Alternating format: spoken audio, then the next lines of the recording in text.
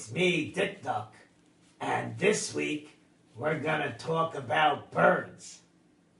The Torah lists all the species of the non-kosher birds. One of those birds is the stork.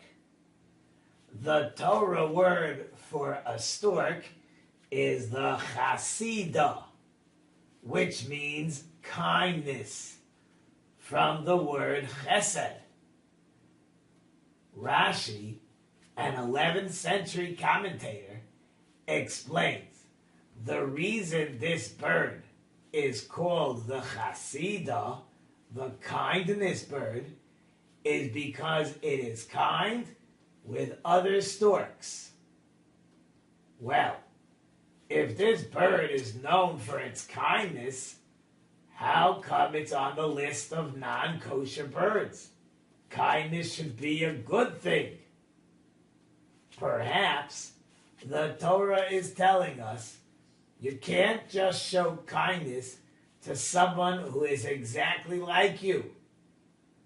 That's not kosher. You need to be kind to everyone. Well, that's it for now. And by the way, the duck is on the kosher list.